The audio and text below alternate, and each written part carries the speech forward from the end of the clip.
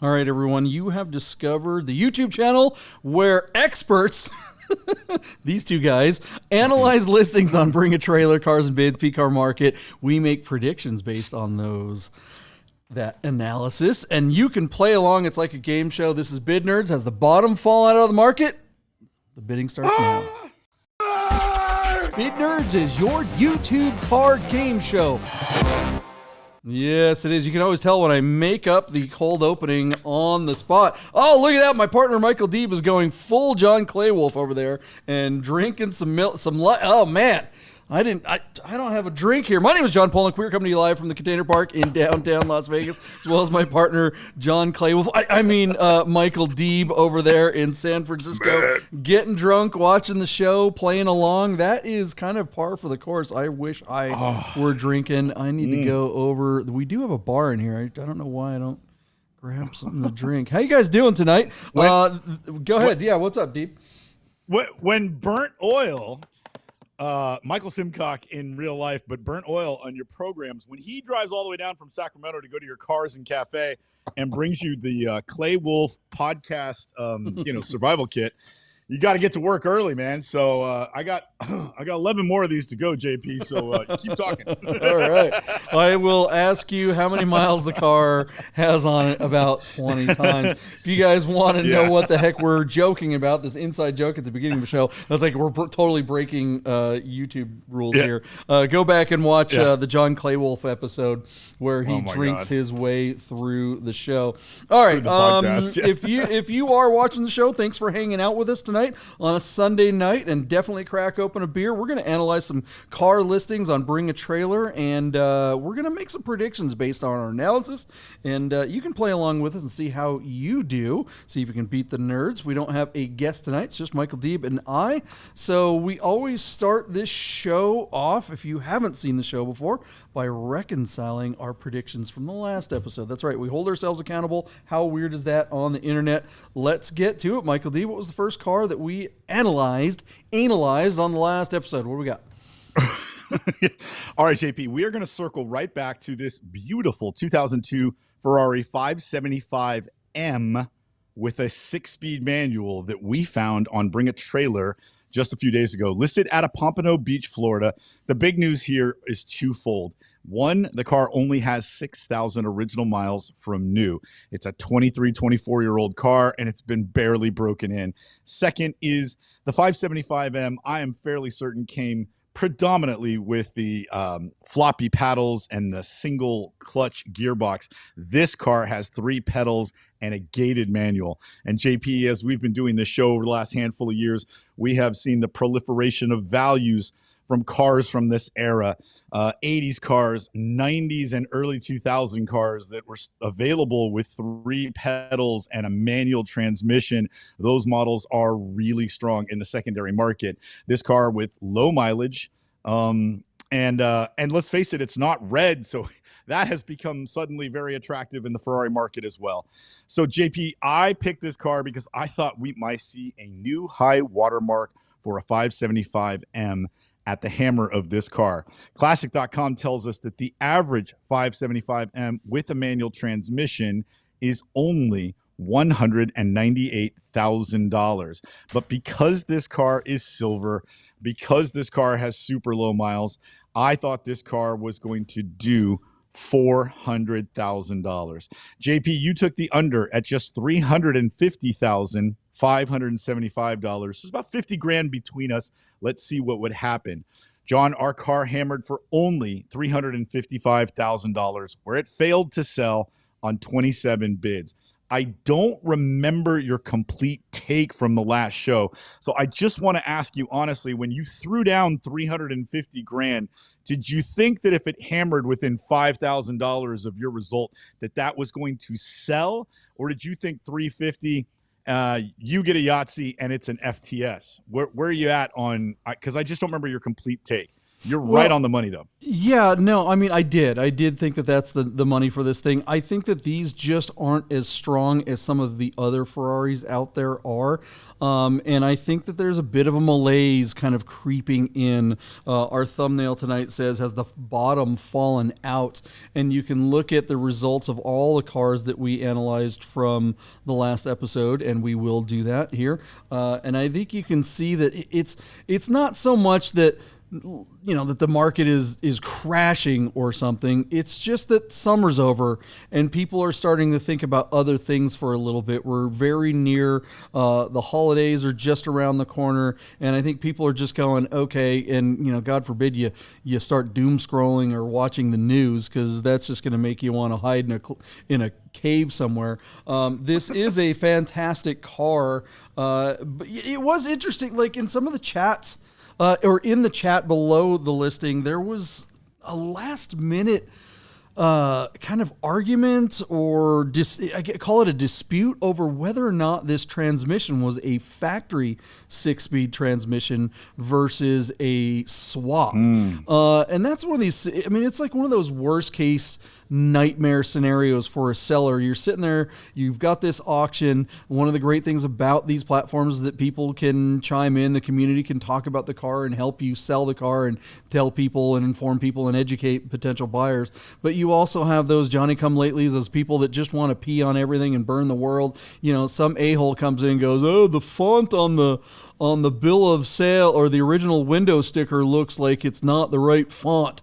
And because of the carbon fiber on the carbon fiber kit, it's not supposed to have the shift pattern or something, which all just sounds like a bunch of hoo-ha, whatever, sour grapes. And it turns out this car is, of course, a real manual. But if you're sitting there going, I'm going to spend $350,000 and you're ready to bid, and all of a sudden you see that comment and you're not 100% sure, and you got 5 minutes till the auction closes, you're like, maybe I need to back off on this one because I don't want to be stuck holding the bag. And the thing is about something like that, if it did turn out that were the case, that this were represented in bad faith and that something was trying to be covered up, Bring a Trailer isn't going to hold you to that. They're going to say, okay, because that's going to be disputed. Everyone's going to go, when the buyer goes to pick up the car, they're going to be like, this is not what it was advertised. And we're not just saying, oh, it's not as clean or whatever. No, that is a full-blown lie in the listing, and that is definitely something that would get you out of your commitment. What do you think of that, Michael Deeb? It's interesting, JP. You hate that. We've been paying a lot of attention to the cars that Chris Carbine has been selling down in New Orleans. And it happened like 2 times in a row that on closing day for a couple of his auctions that we were watching, some people were bringing up issues that weren't really issues, asking questions about integrity and stuff like that. And they set a mood or a tone to the auction at a time when you want everybody excited and passionate and on the ether. Now you're putting people back in their head, and that's just, man, that's tough. And it happens. It is the nature of the beast, because it can, it's essentially like a public forum. You don't want to see it happen. You wish they were all experts, but they're not. And so sometimes, JP, you just have one of those days, and it's a bummer for this. This is an expensive asset. This car, I think, should have set a high watermark. I was surprised by the FTS at 355, but when you describe the dialogue that was going on around closing time, I'd say that's the culprit, not these sort of half-assed assets, Well, I mean, I think it all kind of culminates in a failure to sell. It's not one thing. It's a straw that breaks the camel's back here, right? But I 1,000 paper cuts. Yeah, I do ultimately think, though, that this is just a terrible time of year to try to sell a $400,000 car. I just think that the people that are in the market for this kind of stuff, we're going to be talking about some cars that are worth far more than that later in the show. And it's interesting because I think, you might be surprised by my opinion of selling $1 million car or $1 million plus car might be different than selling necessarily, or trying to sell a $300,000 or $400,000 car. I think it's a very different buyer, but we'll get to that in a minute. What do you think of the results of the 575 Maranello 6-speed not selling at $355? Do you think the seller should have taken the money?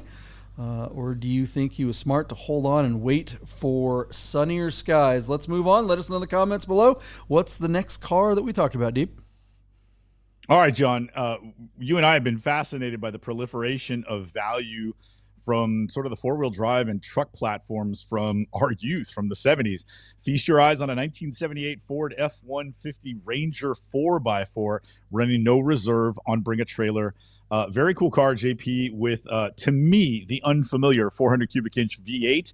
And unfortunately, something that I thought was kind of a bummer, but you really thought would sort of put a ceiling on the value for this car, was a 3-speed automatic transmission. The thing I think you and I are both kind of get jazzed up about is how these sort of vintage graphics are completely in style.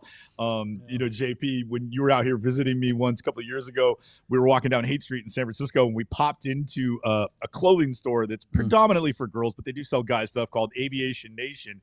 And they're running all this very 70s era, you know, rainbow cotton sweats and all this stuff. And it's very fashionable. And I remember you picked up a couple of cool pieces and brought them home to Rochelle. But these graphics and Aviation Nation sort of style blend, and it's just a celebration of, to me, of the 70s.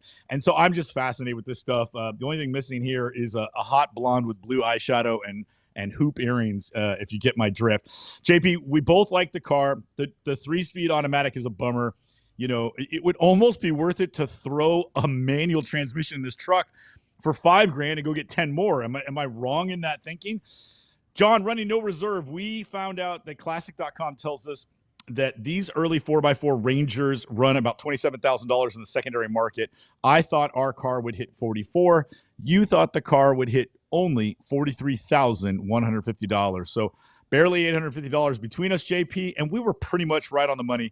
This vehicle, running no reserve, hit $45,750 where it sold on 27 bids. Spoiler alert, JP, you spanked me this week. That was my only win. The rest of them are yours.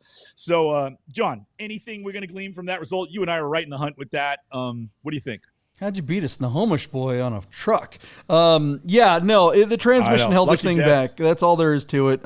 This truck really is a cool looking thing. The other thing that held it back, honestly, is that interior.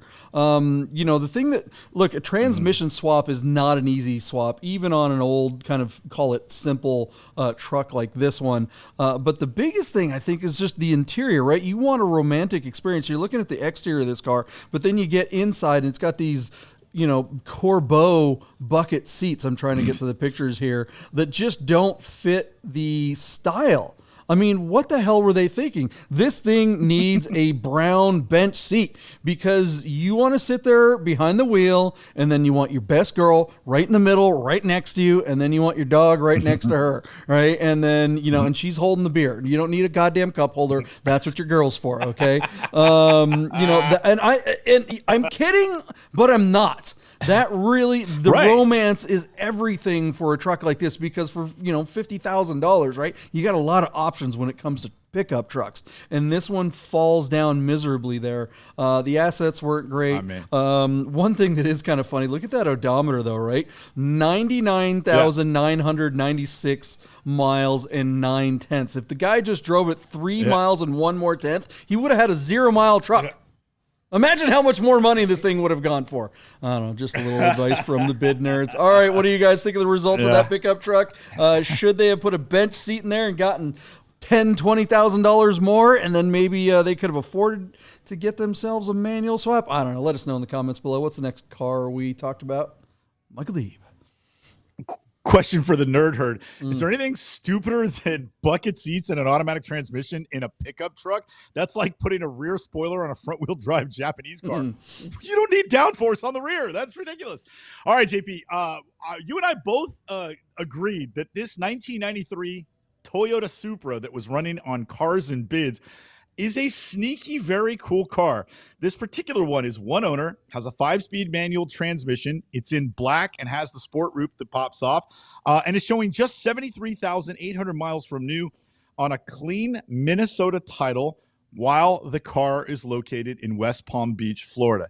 JP, this car was really clean. And being one owner and unmodified, It just seemed like a really good case study for taking a look at the lesser, but perhaps better value Supra, the one without the turbo, ladies and gentlemen.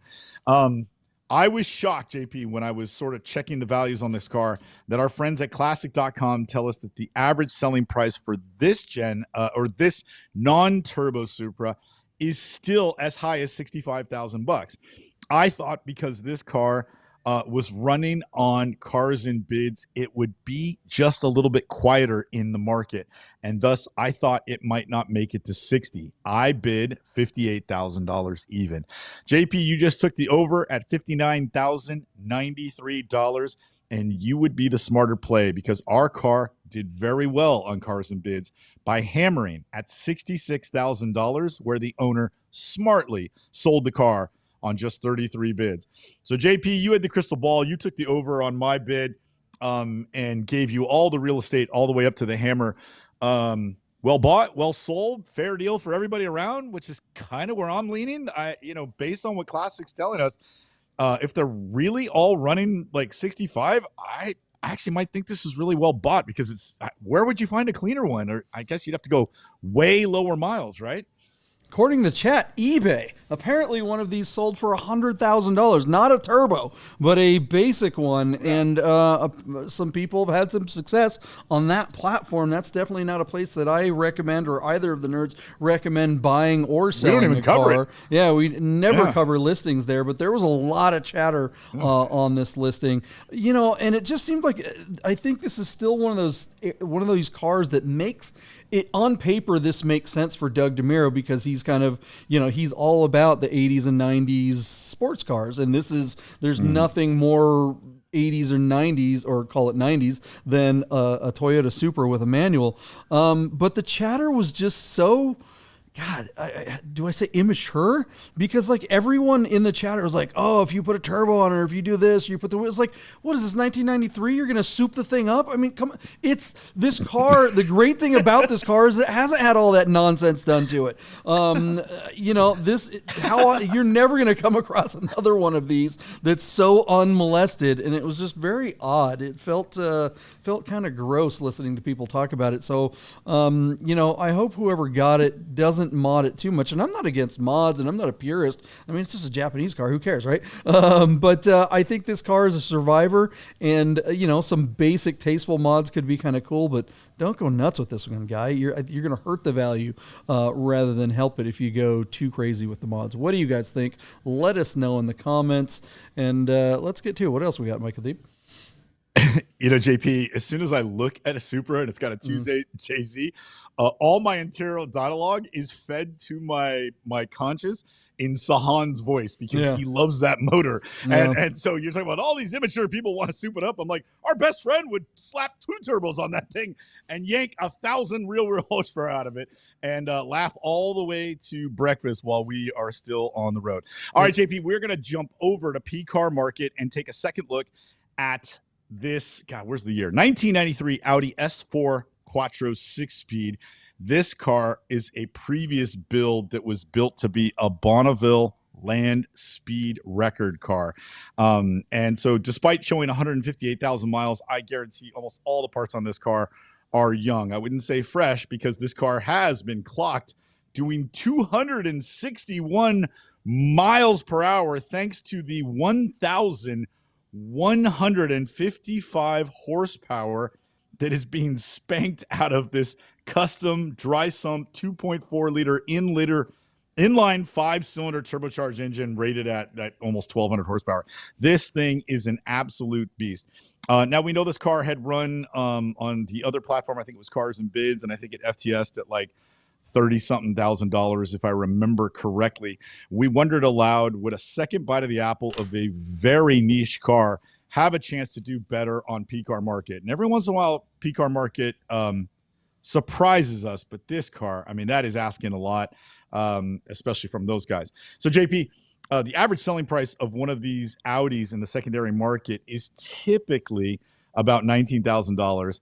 I know this car had hammered and failed to sell at Cars and Bids earlier in the year at like 33. I didn't think it would do as well second time around with the same assets on PCAR Market. Thus, my bid, just $28,000. JP, you took the under at $16,000. So here's where it gets pretty interesting. So the car initially hammered for like $20,000. The highest offer they have now is $35,000. That offer, of course, has not been accepted, and the car remains available in the marketplace for an asking price of $50,000. So 20 grand put you closer. I don't know, man. First of all, do you think the car is worth 50? I kind of think they should have taken the 33 from Cars and Bids, but they've already said no to 35 a second time around. I mean, how many more times can you burn this thing? And when do you think anybody's going to ask for a car that does 250 miles an hour in a straight line, going to give you 50 grand for that? I mean, I suppose there's somebody, but it's just not practical, right? I mean, what are we talking about? Yeah, I mean, in late September 2025, this car's worth, well, apparently 35 grand. I'm shocked someone's even offered that. So you can say that he's actually making a little bit more money by bringing it here. I don't think maybe he ekes out another grand or two. The only time this car is going to be worth significantly more will be about, call it 60 to 90 days out from the next land speed record event. When someone's project over the winter that they're going to build over the next course of the next 6 months fails. And they realize it.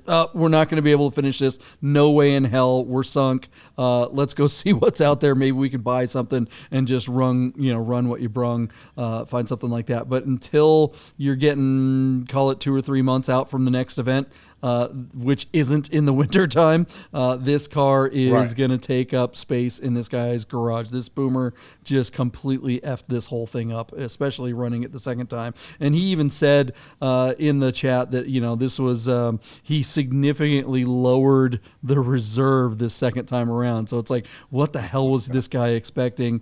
And it is kind of funny that the high bidder on both Bring a Trailer or whatever the other was, it Cars and Bids, and PCAR Market is the same guy, so the same guy has been trying to get it. But it's like, why didn't you just work out a deal with that guy after BAT? You're just wasting everyone's time. Yeah.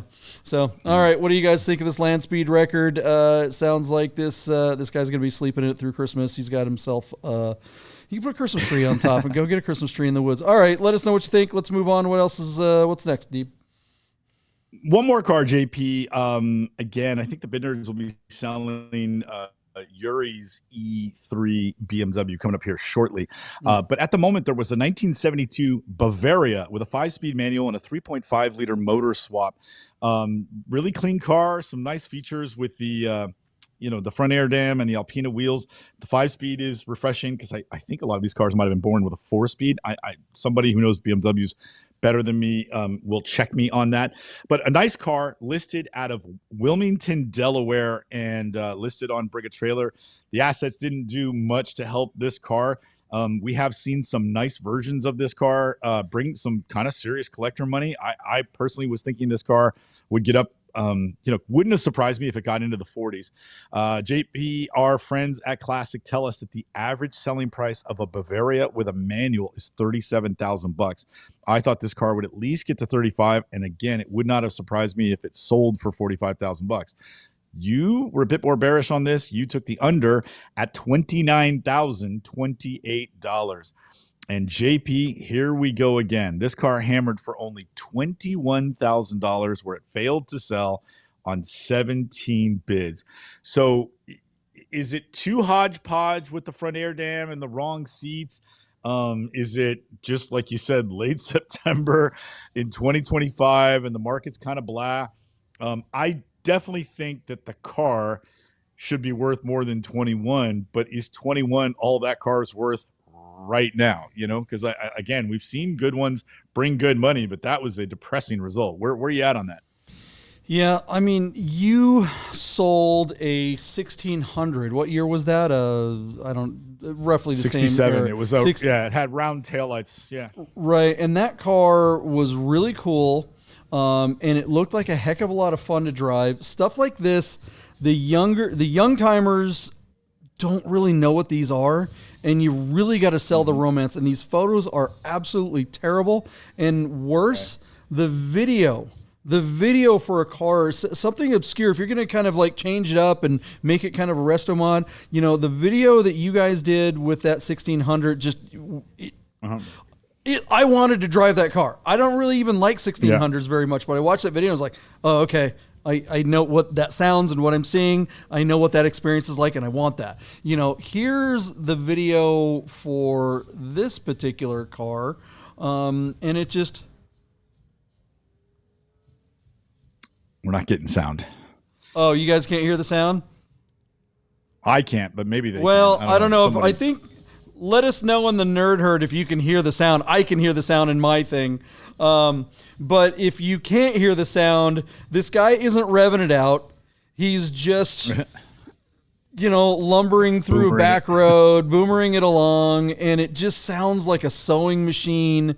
He's shuffling the steering wheel. He's not aggressive in any way in the driving. It just looks like someone's holding a cell phone or something. This does not make me want to buy or own or experience this car. Sorry, everyone's saying no sound. I don't know why. I can hear it. It's a bummer, but this video does no good and helps the car not even a little bit. In fact, it does the opposite. It's kind of like you're going, oh, this thing looks like it might be kind of fun. And then you watch the video and you're like, oh, nah, never mind. I'm out. See ya.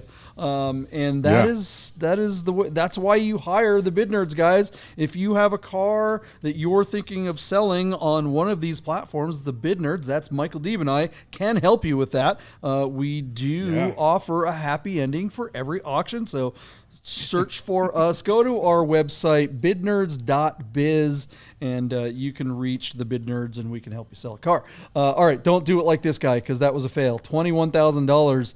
Deeb, do you really think this car is worth that much more money? Even though the assets are terrible. I do. Absolutely. I think we would have got him 15 grand more if you and I had presented that car. Yeah. That actual car. Yeah, maybe five. All right. What do you guys think? Let us know in the comments, and let's move on. What's the next car? Or is that it? Is that for was it time for predictions? The next car. I wanted to shout out to our good friend Chris Carbine, who is he on his honeymoon, I guess, in Italy or something? Well, he's in Italy. What time is it in Italy right now? He's watching the show. It's like, bro, it's like 9 hours ahead. Go eat some pizza and go to sleep, man. All right. Stick around, guys. We're not going anywhere. We just got started. Where is the commercial? Here it is. Hey, guys, you're probably looking at your watch and wondering if Bid Nerds will ever end. So you better talk to our friends at Our Smiths to make sure your Rolex, Tag Heuer, AP, or any fine timepiece is in tip-top shape. Our Smiths. Fine Swiss repair. All right. I'm looking at my Aviera Our Smiths watch right here and saying... It's telling me right now, it is time for predictions. We have some really cool cars on the list tonight. Michael Deeb, let's get right to it. What's the first car on the list? This first car is actually pretty interesting. Thank you, Sahan, for sending us, the Bid Nerds, this 1991 Porsche 911 Carrera 2 Targa with a 5-speed manual. JP 964 Targas are hot right now, and ruby red paint is super hot right now. However, our car is located in Calgary, Alberta, Canada. And despite showing 133,000 miles, tariffs are going to hold back what might have been like maybe not quite a $200,000 car. But JP, if this thing were on a domestic title and if it was its first paint, which I'll come back to in just a second, I think this car would have been $175,000, $180,000 because it's a C2 manual 964 Targa, and it's the paint that everybody and their brother wants. However, this car is a Canadian car, despite having kind of a regular non-ZZZ VIN. It's just not possible to bring this car in right now without paying an exorbitant amount of money to bring it across the border. The other thing that has come to light during the auction, it has been revealed that this car was at one time black and has been repainted. So I think it was born in ruby.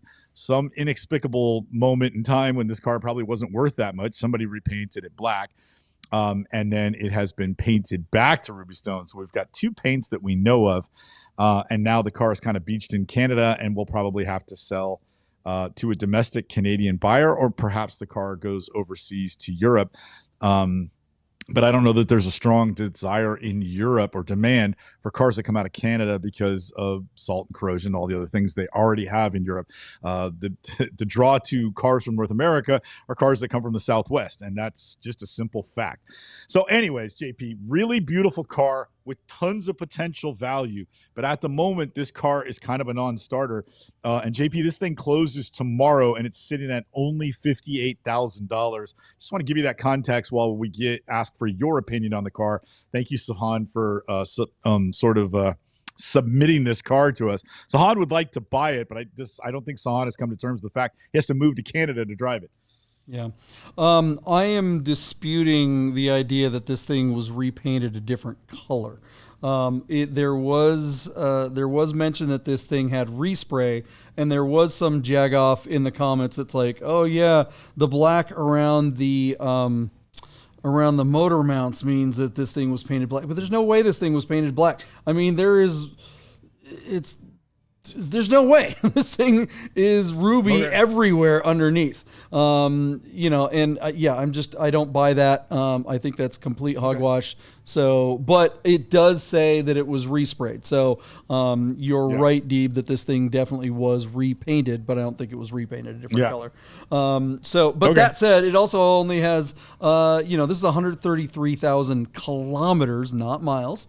So that is 82,000 miles. Yeah, 82,000 miles. So that bodes well for the car. Look, I agree with my partner, right, that this car, if it were stateside, would bring forget the fuchsia or ruby stone, whatever color you want to call it. It would bring a bucket of green, because this is the hottest thing going right now. So much so, I have a convertible 964 parked right outside the studio, and I'm thinking of like just welding on the Targa hoops just because they're so goddamn hot right now.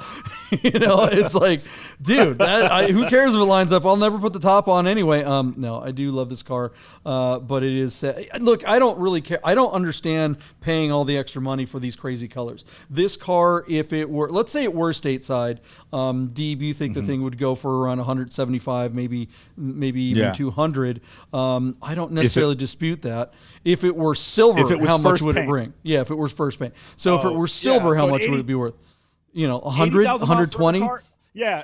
No, 100. I think it'd be a six-figure car, maybe a few dollars more. But they're hot. 964 Targas are hot.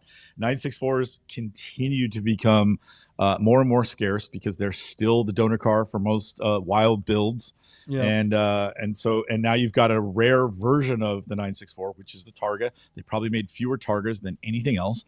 And man, they're like that. What's his name? He's so hot right now. Yeah. I mean, this thing is totally Barney spec. I mean, look at this interior. This would have been sales proof in 2010. Nobody wanted this thing. All right, let's get to bids. What do you think it's going to bring? All right, JP, our car is currently sitting at $58,000 and it closes tomorrow. That comes to us by way of blah, blah, blah, blah, blah, 15 bids. So it's got good action, but that number is way down. Again, this should be a $150,000 car plus, I think, pretty easy. The 58 is reflective of the idea that most buyers are now smart enough to understand that they just can't bring it in without being sort of upside down in the car. And so I just think that's going to hold it back. John, my bid on this car, where did I put it at? $120,000. I think it'll get to there, but I think it's a total no sale at that number. And it wouldn't surprise me if it just stalled out at like 80. But I think the pink and the purple will have at least a few idiots sort of chasing it, but not getting to an ultimate value. So 120,000. Where are you at on that?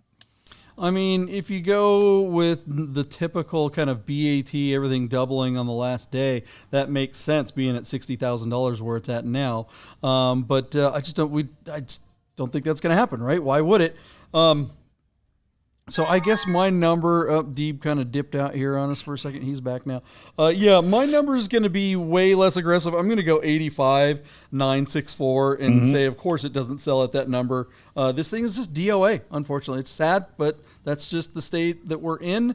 And it'll be interesting to see how many Porsches hit the market if the tariffs wind up getting lifted sometime in the next 6 to 12 months from Canada, because I think anybody that has anything in Canada will be, trying to get rid of it as quickly as possible while they still can. I wonder what Porsche, Where are all the Canadian buyers? That's what somebody asked me today. They're like, well, if it's a Canadian car, why doesn't some, is the Canadian market not strong? It's like, clearly not, because the Canadians could buy this car on VAT too. You don't have to be in America to buy a car on VAT. So Canadian buyers aren't paying the money either. So I think they're in big trouble if you are in Canada and you're holding some cool cars that you just can't get rid of. What do you guys think? Let us know in the comments, and let's move on to the next car. What do we got?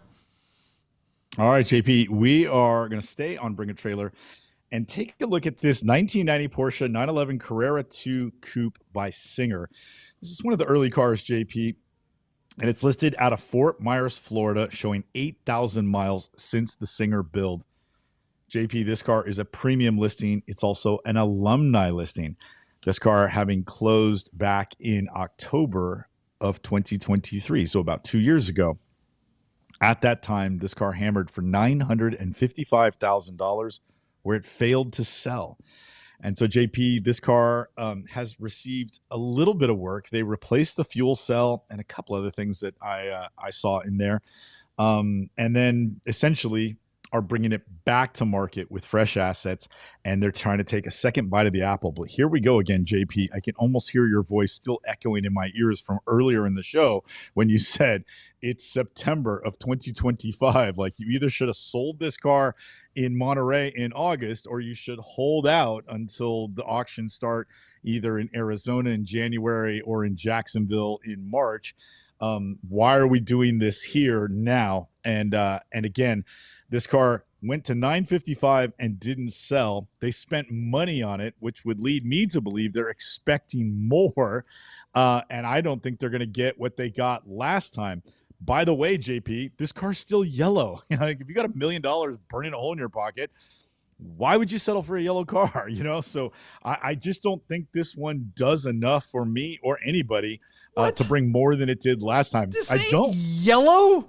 What are you're going to have to burn your PCA card. This is like Bahama yellow or something. This is a fancy color. This is not just yellow. Some Porsche person is bending over backwards and then folding themselves sideways. They want this color. What color actually is it? It's Namib. How do you say that? Let me read. Yeah, I mean, I'm not going to buy it. This is stupid. Yeah, exactly. Yeah. I don't know, man. It's all janked up. I just don't think it has a chance. It's really weird. So I think the only way to get rid of this car is to make it like probably one of the. It'll have to transact for one of the lesser prices for a Singer. Nobody's going to pay a premium for this one. That's just my opinion. It's in my gut. Where are you at on this one, JP? Yeah, this is the one that's getting tossed around. This car this is, I think, the most sold Singer. It's had more owners than almost any of them. Some of the people were saying that basically this is the car you buy when you're waiting for yours to be built. And so I wonder if the seller, if their car is about to be done and they just want to be done with this one and let it go on. It's kind of like a Singer loaner car. You just have to pay $1 million and you get a Singer loaner car. This car is also on a salvage title, which, I mean, clearly who cares? It's a Singer. They go through everything and make sure that it's not like you're going to be worried that this car isn't structurally sound, but that is something that's on the title. Will anybody give a crap about that as long as it's got the badge on the back? I doubt it.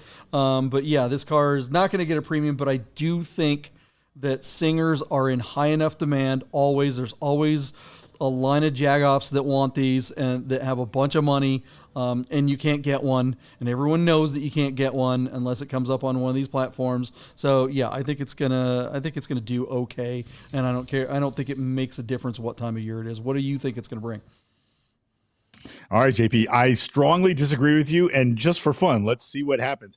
Again, in October of 23, our car hammered for $955,000, where it failed to sell on only 16 bids. JP saying that in a rare role reversal for the two bid nerd hosts, he's optimistic of this yellow car.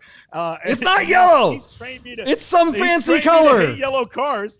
And it's not yellow. Okay, this is one of those like dress, like is the dress blue or guys, is this thing yellow? answering the nerd herds. This is not yellow. This is like orangish, yellowish mustard, baby shit or something like that. But like this is not a school bus yellow. Mustard and a school bus had the sex. stripes. Yeah. The stripes are yellow. There's the stripes. Those are yellow. This is like a mustard thing going on. Some kind of All right. Let us know. Come on, guys. Get in there and everyone agree with me. Having changed a few diapers not too long ago, this is definitely yellow. All right, JP, our car is currently sitting at $600,000 even, but it doesn't close for a couple of days. The closing date on this car, JP, is going to come on Tuesday at 10 in the morning our time. That comes to us by way of just 9 bids. JP, despite Classic.com telling us the average selling price of a Singer is $1.4 million. That's a skewed number because that includes all those lightweight specials and the new turbos. And so all their like $3 million cars are averaged into all these early Singers. These early Singers bring about $950,000 in the secondary market. That's a crude average based on me looking at the graph. And this car already hammered for $955 and it didn't sell. So now it becomes its own worst comp and it's come back to market. And I don't think the market is as strong. With all of that nonsense in your ears and on your mind, here comes my bid at just $911,000, where I am positive this car will fail to sell. So, JP, I double dog dare you not to go over my bid, but to go over the $955,000 that it hammered for 2 years ago, and it's still effing yellow. What's your bid, JP? Yeah, I mean, Singers have gone up since then for sure. Maybe not as much as inflation, but this car is definitely going to do better than that. It's going to do, I think it might break $1 million, but I'm going to play the game. I'll go 964,964 and say it does sell at that. Absolutely, this thing sells at that number, and I don't think it's going to have any problem getting that. What do you guys think in the nerd herd? Let us know in the comments, and let us know. You know what? Screw it. Let's just move on to the next car. Go ahead. Your bid doesn't justify the seller's actions. Like, he should have taken the 955 because to hold on to that car, that was 3 years ago, and 2 years ago, and to hold on to it for 2 years, and a gas tank and a Singer's got to be $20,000. So at 964, who cares? If that's he's had it for 2 years. As much. Why would we assume that he wants more money? Maybe he's had it for 2 years, gotten to drive, and he's like, all right, now I will take 955 or $1 million or even 800. I think here's what I'll also say, Deeb. I think it sells at your number. Mm-hmm. I think if it only gets to 800 something, I think it sells at that number. I think whatever number this car gets to, it sells because the guy's car is actually done. That's what I think. I think he's got another one coming. All right, what do you guys think? Let us know, and let's move on. All right, JP, you selected this beautiful 1988 Volkswagen Scirocco 16 valve that's running no reserve as an alumni listing here on Bring a Trailer. JP, back in October of 2024, our car hammered, while my computer loads slowly, for just $12,250. I wonder if we covered this car because these assets that I'm looking at from the previous listing look very familiar. This looks like one of those cars that you would have said, damn it, I should have been paying attention. I would have bought it. The car is super clean. The seats in the interior tell a story of a car that's been really well cared for. And at $12,250, I would say that car was a screaming deal back in October, basically a year ago. The car comes back to market showing 32,000 miles, but true mileage unknown. But the overall condition of the car makes it almost look like that odometer is correct. Super cool car, JP. I think any Volkswagen with low miles and clean original condition is an absolute find, an absolute steal. I dig this car. It's currently at $12,500, which is essentially what this guy paid for it, and it still has till tomorrow to close.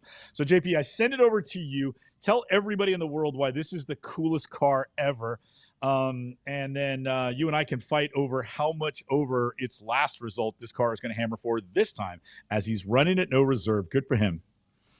This car is very cool. I love these. Obviously, it's not obvious for those of you who don't know. I had a lot of Sciroccos in my younger days back when I had hair. This one claims to have 30-something thousand miles TMU, but when you look at the Carfax, going all the way back to as far as I want to say, I put a note on this, like 2005, it noted that it had 17,000 miles. So this might be correct. It's kind of a bummer. The dashboard is all cracked up. The assets aren't too bad, but gosh, I mean, these dashboards are just, there's no way to replace that. Nobody's making a replacement. No one makes a solid cover. So unfortunately, as nice a car as this is, if you get it, you're going to have to stare at that. And that would just drive me absolutely nuts. But other than that, everything seems to be in pretty darn nice shape. The Volkswagen Scirocco, a lot of people think of these 16 valve ones. They call them the Mark IIs because they are the second body style, but they are still, A1 or S1 chassis. These are still basically a Volkswagen Rabbit. They have a torsion bar in the back, and look how high off the ground that front end is. It's so funny. These look so much better when you lower them. These are tons of fun. It'll be interesting to see what it does. What do you think it will bring? All right, JP, our car is currently sitting at $12,500 and it closes tomorrow. That $12,500 comes to us by way of, where are we at? 16 bids. JP, our friends at classic.com tell us that the average selling price for one of these Scirocco 16 valves is $17,000. And I don't know why, JP. I think this car is going to do better than that. My bid is going to be $20,000 even because, again, I know everybody says they just don't bring the money. They just don't bring the money. Bring me a Scirocco 16 valve that's cleaner than the one that are on these pages right here. I think this guy ripped it at $12,500. He's bringing it back to market a year later because he knows he's going to make at least $7,000 on it, and good for him. And at 20 grand, whoever buys it is still probably getting the best one out there for only $20,000. So I just think it'll be a good sale and a good buy for whoever gets it at my number. JP, 20 grand. Tell me why I'm way too high.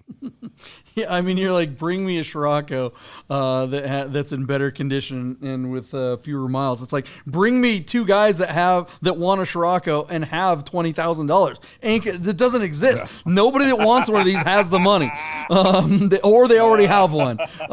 This car, I'm obviously a fanboy. This is all the nostalgia for me. But here's another video. I don't know if you guys can hear this, but this is, again, another example of just an absolute terrible driving video. It's just like, at least he's revving it out a little bit. Can you guys hear it? Let me know if you can hear it.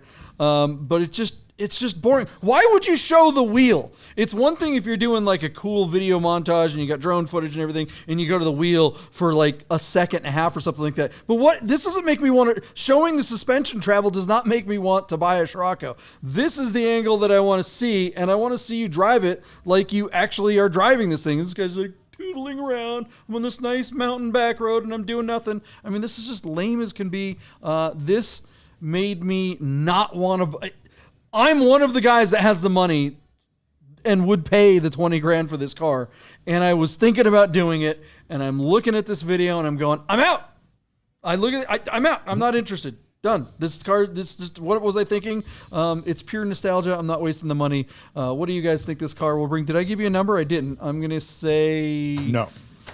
What's it at now? It's at 12 grand. It's going to bring another 6. So I'll give it $18,500. $18,500. There you go, JP. Good bid. Boom. Let's see. Can we squeeze in another car too? Sure. Why not? We got time. Let's do it. All right, John. Once upon a time, I tried to bring to this show basically an Alfa GTV that was rebuilt as one of the earliest cars by Alfaholics. And I thought the car would bring a couple $100,000, and you said there was not enough built into the car to make it look any different than just a standard GTV that's only like a $40,000 car. So the whole idea of the Alfaholics performance parts weren't enough to justify it as like a build, and thus it could not be considered in the same breath as like quote unquote a Singer. Here is another example of Alfaholics working their mechanical magic without doing a ton cosmetically to make what I still think is going to be a special car. Look at this 1972 Alfa Romeo Spider-R by Alfaholics, where they've removed the 2-liter 4-cylinder inline twin cam motor in favor of a 3-liter Busso V6 and stuffed it under the hood, and then went through like the gearbox, the suspension, the wheels and the tires and all the other stuff. And then they repainted this car in this beautiful sort of burgundy metallic, and they did the covered headlights, tan interior. I think it's got a wooden steering wheel and a few other things. JP, this thing looks like it's pretty badass, and the driving video sounds good. And it's presented on Bring a Trailer as a premium listing by the good folks, the fine folks at 1600 Veloce out of North Salem, New York. I sure hope we get one of those guys on the podcast soon, so we can thank them for bringing so many cool cars to market. Somebody spent a small fortune on this thing, and JP, I imagine this is a peerless driving experience, having this little lightweight, let's call it 2,100, maybe 2,200 pound Alfa Spider. But now you've got a 3-liter V6. If this car were in California, it would be smog exempt. I don't know if I didn't read enough of it to find out if they like really built the car up that much as far as like the motor.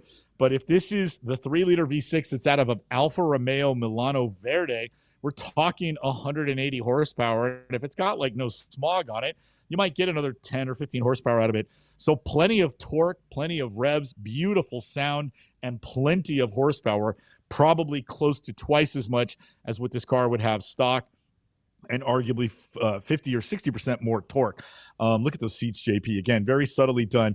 I know we really shouldn't say this is like the singer of Alphas, but this, Alfaholics is producing the nicest stuff and then sometimes the nicest builds of any Alphas we see. And this car will go down in memory for me because it just looks like a car I wish I could afford. So JP, I know you love an Alfa Spider. Could you imagine about 180 horsepower at a V6? Where are you at on the Spider-R by Alfaholics? Yeah, I mean, all this like, oh, it's a singer stuff. It's just nonsense. It's absolute nonsense. And it distracts from the conversation about how nice this car is. This is a gorgeous Alfa, but putting the word singer in here now all of a sudden steps the car down instead of up. This is not singer spec, right? We should be hailing this car for how fantastic it is, and bringing that word in screws up the conversation. So we're going to remove that word from the conversation and talk about just how great this car looks and how wonderful it must be to drive. I'm sorry that you guys aren't able to hear the audio when I play the driving video, because this one, unlike the BMW video that we showed earlier and the Scirocco video, this one just sounds amazing. I mean, it's just like this video. Oh my God, I just want to be inside this car. This guy is driving it the way you want someone to drive it. He's ripping through the gears. He's got his hands on the wheel the way he's supposed to. He shifts and puts his hand back on the wheel. He doesn't have like one hand at 12 and the other hand resting on the shift knob. Oh my God, it sounds so good. I wish you guys could hear this, guys. Yeah, Deeb, what's it going to bring? What do you got to pay for an Alfaholics Spider? I have no idea what this guy would have paid for the car. So I think he bought it from Alfaholics out of the UK, out of Somerset in the UK. And so my loose understanding is that if he bought a UK car, this thing was right-hand drive, and he brought it to the United States. Then they sent it back to Alfaholics and had them convert it over to left-hand drive, and then they brought it back to the United States a second time. Now the car comes up for sale. It is on a New York State title, and then the color, JP, is called Prugna Metallizzato, a metallic paint. That's a Ferrari color from the 70s. So there are Ferrari 308s running around that are this exact same paint shade. And do yourselves a favor, listen to JP, go on to this listing and put that video on and turn up your speakers. The car sounds awesome. And those guys down there at 1600 Veloce, they know what they're doing. They produced a very good asset. John, our car closes in 2 days, and believe it or not, it's already sitting at $89,072.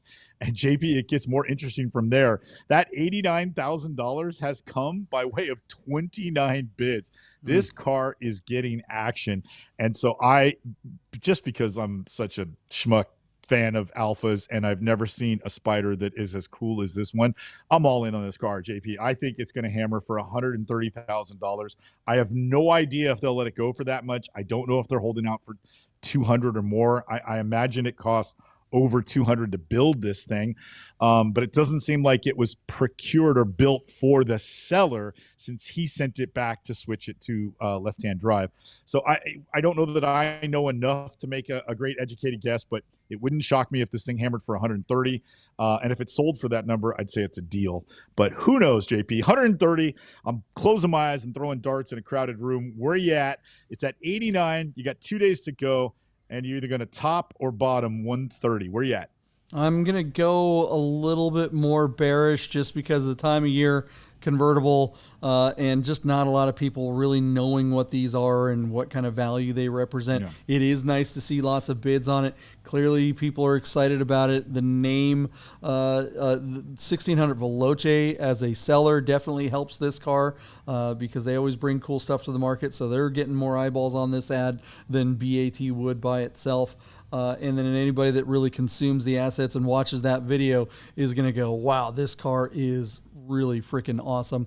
I'm going to go under Deeb and say 125. Like, I'm going to park it right under him and hope that they get it, because this is a really, really cool car. All right, Deeb keeps popping in and out, guys. I think that might be Michael Deeb back here. Did we get him back? I think Michael Deeb is gone, guys. All right, well, we're going to call it. This is Bid Nerds. Thanks for hanging out, everybody. We will see you guys Wednesday. And, yeah, that's it. Bid Nerds. It's Bid Nerds. It's the end of the show. I'm just ending the show. Bye.